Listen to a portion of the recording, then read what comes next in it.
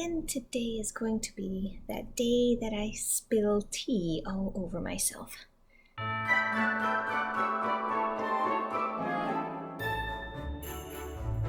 Hello everyone, welcome back. It is author Emily Harris, and for today's video, I had nothing. I am completely out of ideas, again, as always, and was contemplating delving back into the inconsistency realm. And as luck would have it, I got an email from Prowritingaid. I'm not really sure why I'm still on their email list. The email was actually kind of cute, so I thought, why don't I just use that as kind of a speaking point? This happened to be a list of the top 26 gifts for writers. So I thought that sounded cute, and I wanted to look and see what they believe that those top 26 items are. All right, now of course, number one at the top of their list is Prowritingaid. And I am going to say that I do not agree. I did try it out ages ago, a long time ago, and I remembered that's why I'm on their mailing list.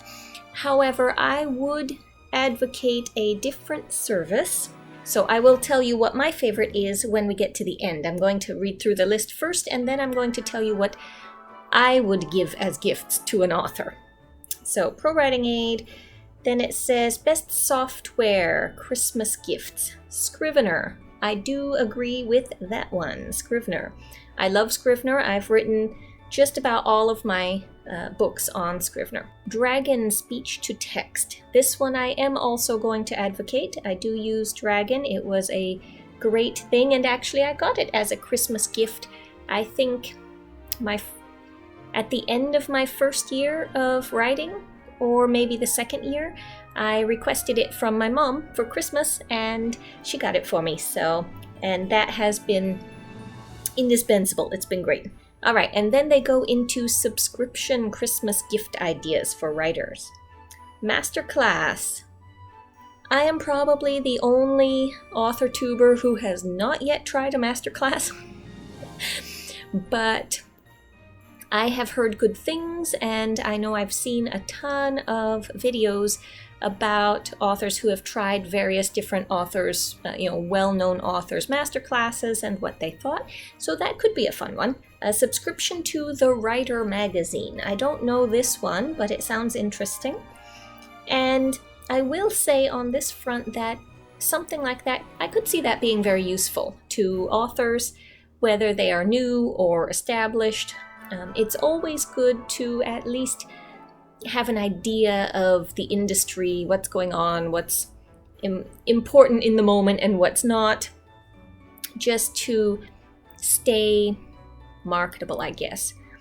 So I say this like I know something personally about it, but no, I am the hermit in my cave and I know nothing about the outside world. So do as I say, not as I do, right? Tech Christmas gifts for writers. They have an ergonomic laptop stand. I will agree with this, and I do not have this in my other list, so I'll say it now.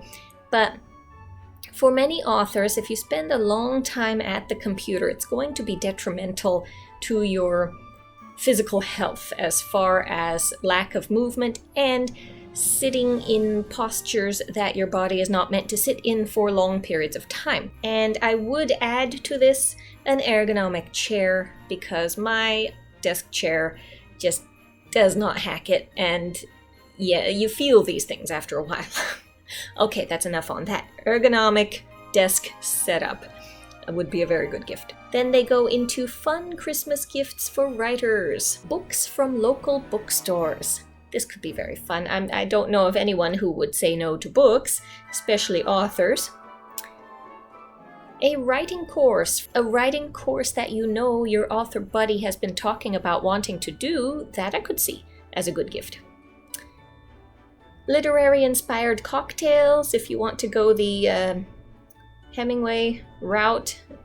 Wasn't he the one that said write drunk, edit sober. Okay, so literary insults chart could be useful. I prefer the Shakespearean insults myself. And that is it for their list. Okay, so that was their list. Now, I am going to go over my list. I got as far as, in the first round for this, I got as far as listing my first item and then went into this whole spiel about it. So I think I should do a separate video. But that first item was AutoCrit. AutoCrit is an editing software, and the reason I prefer it over the more common names like Prowritingaid is because it is geared toward authors. It is geared toward manuscripts. So not only do you get all of the editing normal stuff like spelling check, grammar check, those things, you also get to compare your manuscript to manuscripts in your genre. You can choose the genre and get a score based on how your book compares to others in the genre. And it has just a plethora of other features, which if I start in on that, I am never going to get to the next thing. So please let me know if you have not heard of AutoCrit, if you want me to do a review of it, because I have been using it for years. I think it's absolutely wonderful. Let me know. I will give all the details. Some sort of formatting software I think is also very good for authors. The one that I hear come up in conversation the most is Vellum, and I know that is what the gal who does my formatting uses. I have contemplated getting Vellum myself, so I could cut down the cost of production from that aspect. However, at the time when I looked into it, they didn't have a PC version. I don't know if they do now or not. And on top of that, I really like the gal who does my formatting, so I don't mind paying her. So formatting software, also software for doing graphics. And you can, this could be anything from book covers, which I am not talented enough at, but I'm thinking of like social media graphics or promotional graphics, things for the ads that you run. Canva is perfectly fine. I tend to use Canva a lot, and it would be nice as an author gift to offer a subscription if the author is just using the free plan. Subscriptions are always great. Another one specifically geared toward authors, which I initially really loved, and then later on, not as much, BookBrush. BookBrush is geared toward authors and all things author marketing related. Book covers, book trailers, social media posts, and it has a lot more features that authors would want. Things like the stars for reviews or different stickers for the different vendors, that sort of thing. But that would be something for authors. Also, it's not a membership, a subscription to something that will help your author distribute their books and promote their books. I'm talking about things like, I personally use BookFunnel. That's one of the larger ones that I know of. I also have tested out Story Origin. They are smaller, but really trying to be a competitor, and they have a lot of great features. Both of these offer a place to upload your book files, and they will distribute them for you. They're not a distributor. They don't distribute to bookstores, but for things like if you want to provide your books to your newsletter subscribers or to provide your freebie to your subscribers, you put up the landing page through them, you have a link, and they take care of all of the technical aspect of it, so that's really great. You can set up sales pages and newsletter pages, freebie pages, and those are used for the swaps. They have group promotions, they now have author swaps. So it's a really great kind of one-stop shop for promotion. I did already mention Dragon Dictation, but I will mention it again because I really love it. It has been such a lifesaver at times with my dictating my my books. Of course, I'm going to link all of this stuff down in the description. And along with this one, I will also link a book that I really loved, which gives basically a blueprint for how to get started with dictating manuscripts. All right, another thing that would be a great gift for an author is association dues or conference fees. If your genre has an association, a professional association that you would like to be a part of or are a part of, you could always ask as a gift for a family member or someone to renew that for you. I do that all the time with my museum memberships. That's what I ask for my birthday from my mom. Hey, I want my museum memberships. In my case, I was briefly a member of the Romance Writers of America. I did not keep up that membership, although I may go back to it at some point in the future. I think these professional memberships are useful. Same with conferences. If you want to go to a professional conference or a reader-writer event, and these can be very expensive. And before anyone asks, no, you are not likely to earn back your expenses by being a signing author at the book fair that they always have. And that's just a fact of the matter.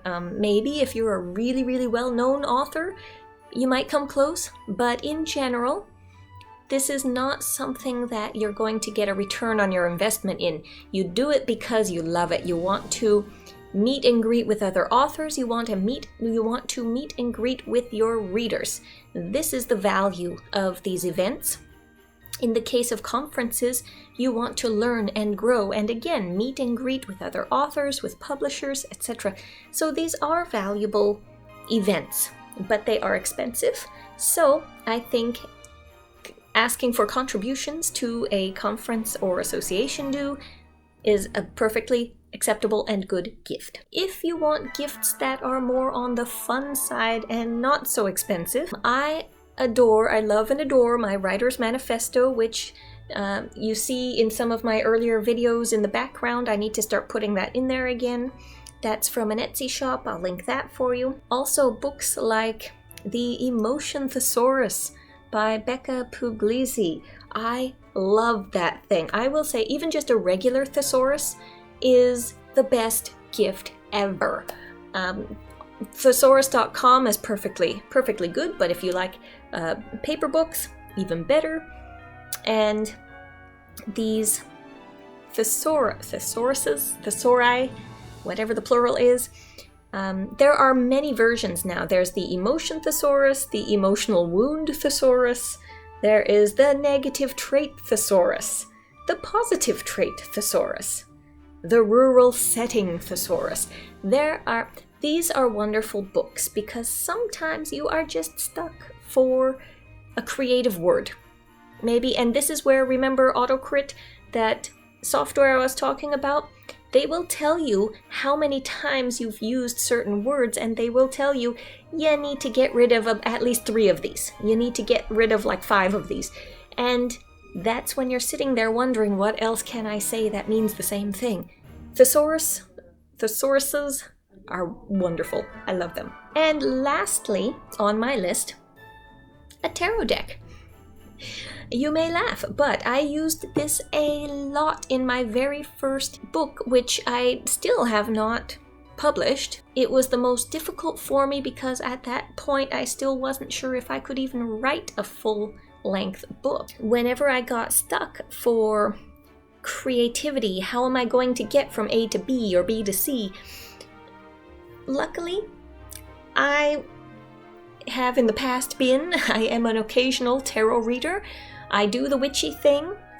I know that was really big on AuthorTube for a while. It seemed like everybody was witches, but I have been for a long time. Not new for me. And I went to my tarot decks and I looked for inspiration there, and it can be so helpful because it's basically a picture prompt that you can either look into the meanings, what does that card mean, and give that some thought as to maybe the motivation of your character or some other character they need to interact with, or you could just look at the pictures and say, oh, Maybe I could have my character go on a journey. You know, there's a road in the picture, there's a wagon or something. Oh, hey, maybe my character will find a dog because there's a dog in the picture. A tarot deck can be really fun and really useful for an author. I have lots of them, and I will probably link the most recent one I bought in Richmond as an example. On that note, this past weekend, I was able to go to an absolutely wonderful event here in Portland called, one minute here, hang on. Yola Pokaflut. That's what it was called, Yola Pokaflut. And one of the tables I went to, they were Hocus, the Hermetic Order of Clandestine Urban Scribes. They also do tarot writing workshops, which I think I haven't done a workshop, but as said, that's what I did in the past, and I find it very useful. So if you're interested, that could be a thing. And one of my favorite things that they had on their table was an official rejection ritual kit. All right, there you have it. I hope today was at least a little bit fun, and I am keeping to my consistency. Woohoo! Hopefully, if I get this video up tomorrow, as I should. So I will be back hopefully soon with more video for you, and until then, and if I don't see you before Christmas, Merry Christmas, Happy Holidays, and above all else, happy reading. Bye everyone.